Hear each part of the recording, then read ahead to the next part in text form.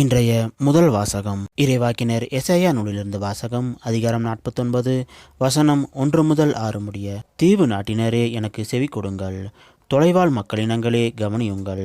கருப்பையில் இருக்கும்போதே ஆண்டவர் என்னை அழைத்தார், என் தாய் வயிற்றில் உருவாகும் போதே என் பெயர் சொல்லி கூப்பிட்டார். என் வாயை கூரான வாள் போன்று ஆக்கினார், தம் கையின் நிழலால் என்னை பாதுகாத்தார்.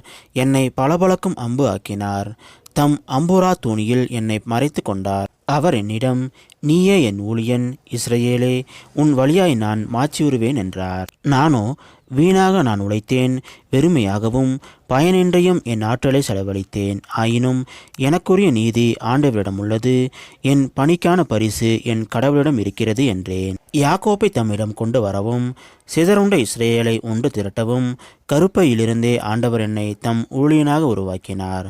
ஆண்டவர் பார்வையில் நான் மதிப்பு பெற்றவன், என் கடவுளே என் ஆற்றல். அவர் இப்பொழுது உரைக்கிறார். அவர் கூறுவது, யாக்கோப்பின் குலங்களை நிலைநிறுத்துவதற்கும் இஸ்ரேலின் காக்கப்பட்டோரை திரும்பிக் கொணர்வதற்கும் நீ என் ஊழியனாக இருப்பது எளிதென்றோ? உலகம் முழுவதும் மீட்பை அடைவதற்கு நான் உன்னை பிற இனத்தாருக்கு ஒளியாகவும் ஏற்படுத்துவேன். இது ஆண்டவர் வழங்கும் அருள்வாக்கு.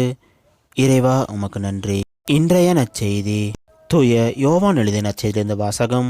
அதிகாரம் 13 வசனம் 21 முதல் 33 முடிய மற்றும் 36 முதல் 38 முடிய.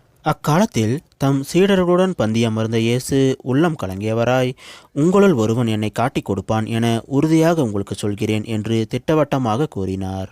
யாரை பற்றி அவர் இப்படி கூறினார் என்று தெரியாமல் சீடர்கள் குழப்பமுற்று ஒருவரை நோக்கினார்கள். இயேசுவின் சீடருள் ஒருவர் அவர் அருகில் அவர் மார்பு பக்கமாய் சாய்ந்திருந்தார்.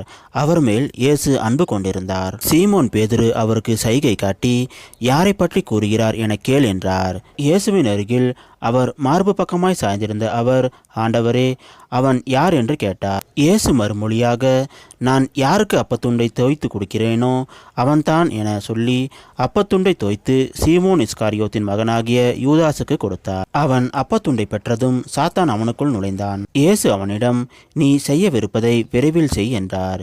இயேசு ஏன் அவனிடம் இப்படி கூறினான் என்பதை பந்தியில் அமர்ந்திருந்தோர் யாரும் புரிந்து கொள்ளவில்லை. பணப்பை யூதாசிடம் இருந்ததால் திருவிழாவுக்கு தேவையானதை வாங்கவோ ஏழைகளுக்கு ஏதாவது கொடுக்கவோ இயேசு அவனிடம் கூறியிருக்கலாம் என்று சிலர் நினைத்து கொண்டனர். யூதாசு அப்பத்துண்டை பெற்று கொண்டவுடன் வெளியே போனான். அது இரவு நேரம். அவன் வெளியே போன பின் இயேசு, இப்போது மானிட மகன் மாட்சி பெற்றுள்ளார், அவர் வழியாக கடவுளும் மாட்சி பெற்றுள்ளார். கடவுள் அவர் வழியாக மாட்சி பெற்றாரானால் கடவுளும் தம் வழியாய் அவரை மாட்சிப்படுத்துவார்.